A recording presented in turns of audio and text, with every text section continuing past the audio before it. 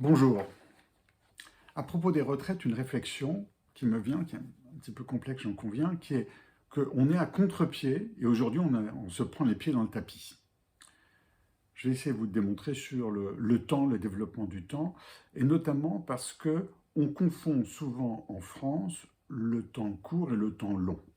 Ne serait-ce que la Constitution, elle a été faite pour un temps long, et je crois qu'on en est à 25 ou 30 modifications de la Constitution depuis 1958 ou 62, parce qu'on a envie de l'adapter au temps court. Et c'est là où on se trompe. Et c'est là où on est à contre-pied, et les pieds dans le tapis aujourd'hui, dans une situation grave. Je reprends les retraites. Les retraites, c'est l'ordonnance de 1945 pour la retraite à 65 ans. Une ordonnance. En 1982, c'est une ordonnance pour la retraite à 60 ans.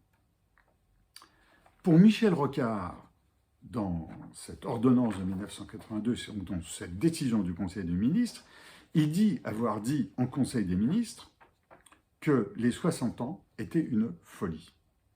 Et dit-il un peu plus tard, lorsqu'il a été Premier ministre, ou à ce moment-là ou après, le problème des retraites est capable de faire sauter n'importe quel gouvernement. Il a voulu commencer ce travail et puis Édith Cresson l'a remplacé. Et ce travail n'a pas pu aller à son terme uniquement sur le problème des retraites. Pas ce qu'on dit aujourd'hui, il faut travailler sur la pénibilité, le travail des femmes, le travail des personnes âgées, etc. Non, uniquement le problème des retraites. Je prends un autre sujet. Les congés payés, c'était 3 semaines en 56. C'était 4 semaines en 65.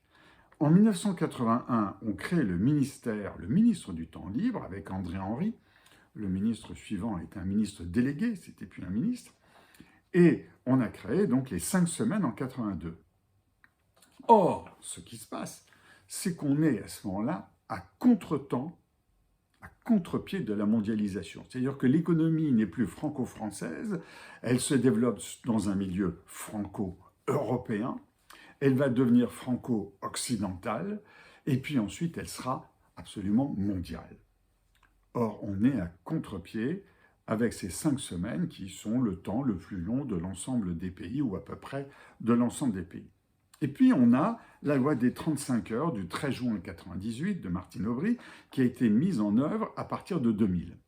Et là, cette loi n'a aucune évaluation, par exemple sur le développement du stress en entreprise, on pourrait le faire, par exemple sur l'absentéisme et les 35 heures, aucune évaluation, c'est uniquement des études sur le constat de l'absentéisme.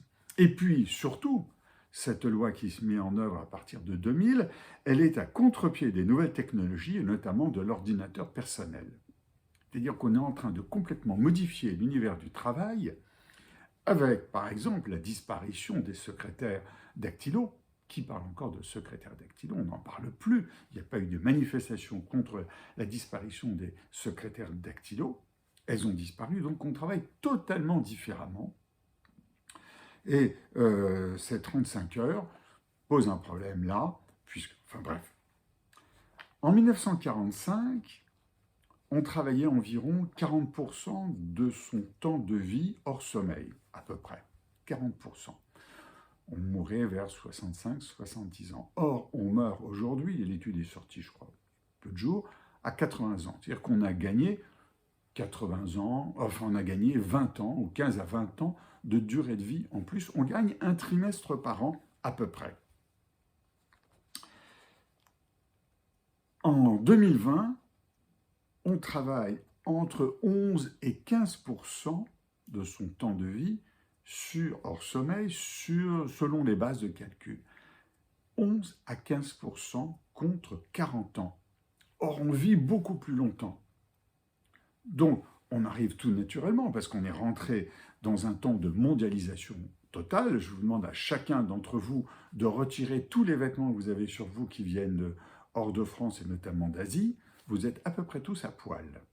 Et regardez ce que vous avez derrière vous comme meubles, supprimez les meubles qui n'ont pas été fabriqués en France, et les étagères s'effondrent, avec des objets qui viennent du monde entier.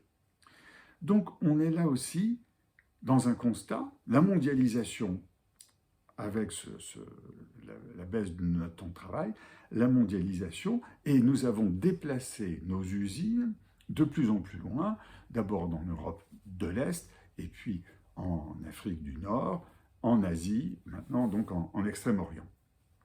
Nos industriels ont toujours des usines, mais ils fabriquent hors de France, ce qui fait que nous importons du carbone, mais c'est un autre sujet. Et si je prends ensuite un autre sujet qui se rapporte au temps, c'est à l'école, au collège comme au lycée, nos résultats scolaires à l'intérieur de l'OCDE, que ce soit à l'école ou au lycée, sont catastrophiques. Il n'y a jamais eu d'évaluation des 2 semaines de vacances toutes les 6 semaines. On nous a dit il faut ça pour nos enfants. Mais qui a évalué le résultat?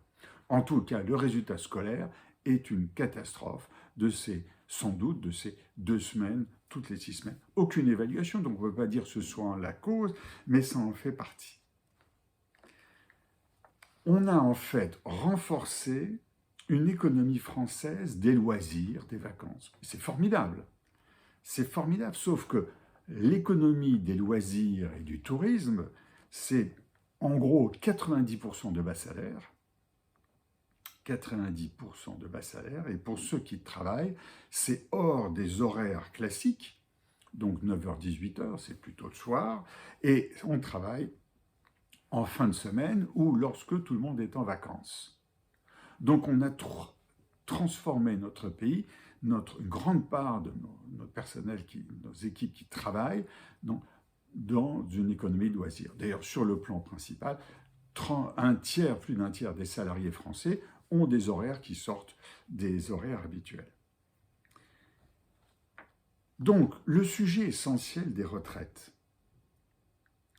il est bien sûr le temps de travail, etc., mais il est surtout comment utilisons-nous notre temps de vie. C'est une proposition de réflexion. Comment utilisons-nous notre temps de vie?